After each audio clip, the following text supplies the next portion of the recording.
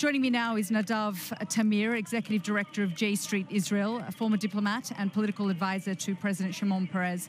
Thank you so much, Nadav, for joining us here on the program. We're just listening there to President Trump talking to the press, praising regional leaders, talking about the importance of this moment of having the hostages released and of course, bringing an end to the war. Just talk us through this moment for you. Well, first of all, for me to have Trump as my warm-up act, it's a first. But this is a very emotional day. I mean, you saw people here crying in a way that I've never seen. We're waiting for 2 years for this to happen. So many people worked very hard. I'm involved with a headquarters that helps the families, but also the people that were demonstrating here week after week. And eventually Trump heard us and he came to our rescue. So this is a huge day for us, but we're still waiting for the bodies, and for many families without having their loved ones, even though dead, they cannot close the circle. And that will still take many days, won't it? Even though the hostages, the living hostages, will be returned today. And we know that some of them are in Israel now and at various medical facilities, that they're at the Re'im base and then they'll be transferred to the medical facilities. But the idea of having them all back, it will still take a number of time. It will take time, and for some of them, it will require a lot of engineering, because it's not clear, you know, after what's, you know, been through in Gaza with all the bombing. It will take time before they could find the remains. So it's going to be a very painful and cheerful process at the same time. The healing process will be long as well for this nation, because it feels like time stood still after October 7th. Israelis were stuck in October 7th. While the world was moving on, Israelis are in many ways still in October 7th. But today, bringing the live hostages back home really helps to start thinking about the day after. And we have to think about the day after, because we have to work very hard to make sure that this is sustainable. And this is not just another round, and how to make this process into a political, diplomatic agreement. That is the point here, and I think that word sustainable is crucial in all of this, because for many months, for 2 years, the idea of a lasting ceasefire felt almost impossible, and getting the hostages home, and people here held hope. You know, many people hoped that the war in Gaza would end. And now when we look at the second and third phase, that feels like a mammoth task. It is, and for many Israelis, it's very hard to understand, because we were so focused on the hostages, on the war, and people missed the huge opportunity that we have in front of us. The sense of urgency in the world. You know, Starmer, Macron, doing things that they never did to make this happen, the two-state solution. They used to talk about this, but now they are acting. And the region that want to help us to create an alternative to Hamas and the other jihadists, if we only accept a Palestinian state, that's huge. And this opportunity was not there. So maybe the bright side of this tragedy is that we will move to something different. Nadav, all morning we've been hearing mothers speaking to their sons, to their children, for the first time in two years. It's been broadcast on the screen behind us, and the crowd has become incredibly emotional. We have one of those phone calls, so we're just going to listen into that. My Matan, my life, you wouldn't believe it. The war is over, you're coming home. You all are coming home. Gaza will be all right too. The war is over. You're my life. I love you. My love, my darling, you're all coming home. The war has ended. You're all coming home. My life, my love. That was a mother speaking to her son, saying, you're coming home. And this is what we continually hear. It is an incredibly emotional moment for so many of these mothers. It is. I was crying like I didn't cry my entire life. Yeah.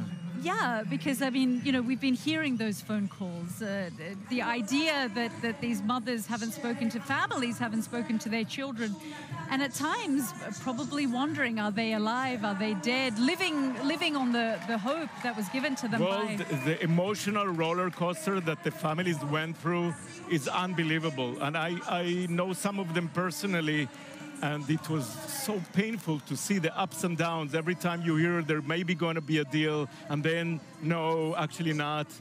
And now we got to, to the real deal, which we're waiting so long. There has been a lot of anger as well towards the Prime Minister, Benjamin Netanyahu, here in the square. We saw it when the U.S. Special Envoy Steve Witkoff spoke.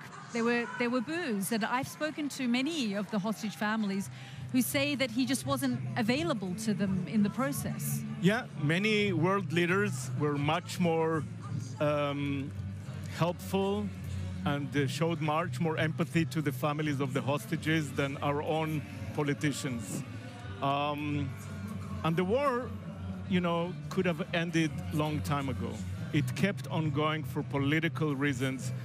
And it created not only the tragedy for those who died, the soldiers, the hostages, but also for the Gazans. The tragedy in Gaza, which many Israelis unfortunately don't want to see and don't want to hear, is also a huge burden for us, both morally and strategically. Yes, I spoke to someone in Israel the other day who said there are three wars playing out. One that the Israeli public is exposed to, one that the Arab world is exposed to, and one that mainstream media is telling the world, which has then caused a lot of angst, perhaps here in Israel, because they're not necessarily getting exposed to the images that we've seen out of Gaza over the course of the last year. Yeah, actually there is a mirror image that most Israelis, when you tell them the numbers of the people who died in Gaza or the starvation, they tell you this is a Hamas propaganda accepted by the anti-Semitic world. And most Palestinians, when they tell them what Hamas did to us on October 7th, they think it's a Zionist propaganda. So we have to break that kind of barrier and bring us empathy, but we can't wait until Israelis and Palestinians will get there. And this is why this meeting in Egypt now is so crucial, because the world decided we're not waiting for the Israelis and Palestinians. We're starting to push it, ourselves, because we understand that what's happened in Gaza doesn't stay in Gaza.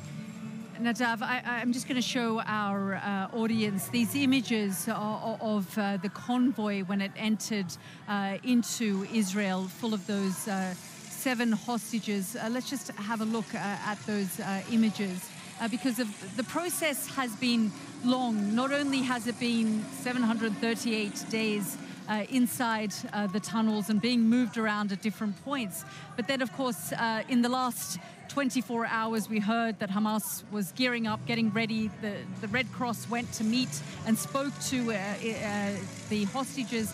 And then, of course, they were handed into the custody of the Red Cross, who then handed them to the Israeli forces, who drove them out of Gaza and into the Reem base. But we've got those images of the first moments that they left Gaza and into Israel, which is...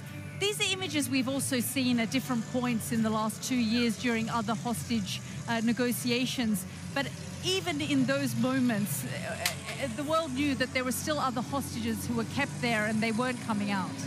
Absolutely, and for the families, they never knew who is on the list and why they're on the list and why their loved ones are not, and it created so much pain and suffering. And now, when we know that everybody are coming back home, even though, as I said, some of the dead ones, it will be hard to find them, and it will require an international effort, but we cannot rest until they're back home.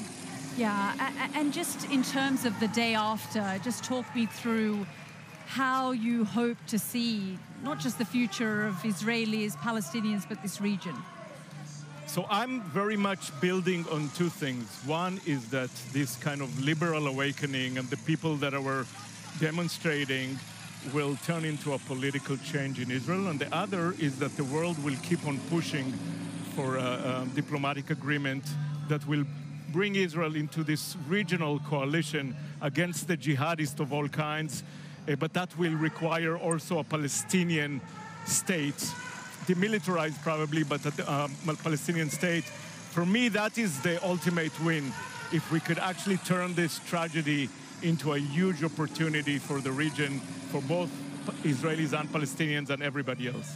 Do you think that that momentum will continue, that Donald Trump will keep the pressure on Benjamin Netanyahu and, of course, on Hamas from the likes of the Qataris and the Turks? It's very hard to predict Trump, even though I'm in diplomacy for many years.